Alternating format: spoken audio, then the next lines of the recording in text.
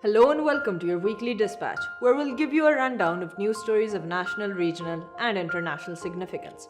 Here's what stood out for us this week. Pakistan's flagship airliner faces financial woes as dozens of flights are grounded. Wild poliovirus is detected in sewage samples from around the country. WHO has issued appeals for support to earthquake victims in Afghanistan. And for our feature story, we're looking at the intensifying fog of war in the wake of the al-Ahli Arab Baptist Hospital bombing in Gaza. The woes of PIA continue to persist. Pakistan International Airlines, the country's national carrier, last week faced a severe crisis due to fuel shortage. It led to the cancellation of multiple domestic and international flights. This shortage was triggered by the non-payment of dues to Pakistan's state oil, which responded by halting the supply of fuel to PIA. Over the years, PIA has faced a series of crises.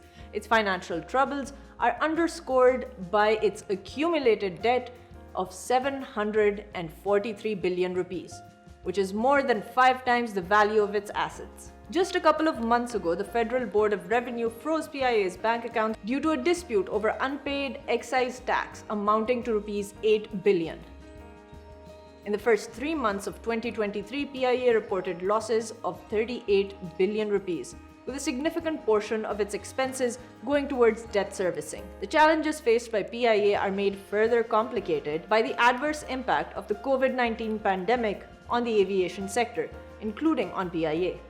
Due to these financial troubles, the caretaker government has reportedly planned to privatize PIA and halt the further waste of state resources. Wild poliovirus type 1 has been found in 5 sewage samples from 4 districts in Pakistan.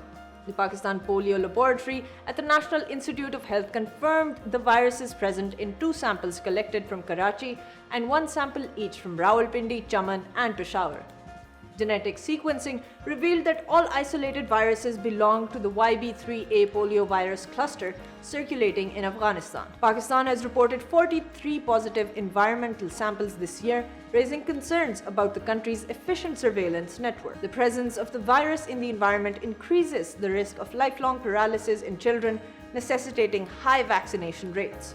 The Pakistan Polio Laboratory has also conducted multiple vaccination rounds this year, including 2 nationwide drives, and will conduct another national campaign in November. Vaccination is the most effective way to protect children from polio, with repeated immunizations protecting millions of children worldwide, including Pakistan and Afghanistan.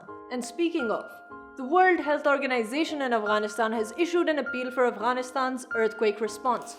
The organization, which is leading the response cluster, is urgently addressing the urgent needs of 114,000 people affected by a series of earthquakes between the 7th and 15th October. The earthquakes have severely impacted women, girls, boys, and vulnerable populations, who account for over 90% of the deaths and injuries. The WHO-led health sector requires $7.9 million to provide essential health services to affected communities in the next 6 months. At least 40 health facilities across 9 districts were damaged, causing severe disruptions in access to health services for an estimated 580,000 people. The WHO has been on the ground within hours, supporting hospitals, particularly the Herat Regional Hospital, in mass casualty management, treating injured individuals, and providing medicines and medical supplies. The WHO has also activated its surveillance system to prevent, detect, and respond to outbreak-prone diseases, especially during the upcoming winter season. The appeal for $7.9 million in funding will cover life-saving health services, while working to restore and build back critical health services in the affected communities. The appeal comes amidst ongoing sanctions on the Afghan interim government, leading to acute funding issues for social goods services, including healthcare. And now for our feature story. At least 500 people were killed at the al-Ahli Arab Hospital in Gaza City on Tuesday, the deadliest strike since the war broke out between Hamas and Israel on October 7th. The death toll in Gaza has exceeded 3,000 since the attack. The Israeli and Palestinian camps have denied responsibility, with competing online narratives and widespread disinformation fueling skepticism. Many are disinclined to believe Israel's claim that the explosion was caused by a rocket launched by the Palestinian Islamic Jihad group. Initial posts on X formerly Twitter, sent by Hanania Naftali, a digital aide to Israeli Prime Minister Benjamin Netanyahu, aroused suspicion. Israeli Air Force struck a Hamas terrorist base inside a hospital in Gaza, the tweet said.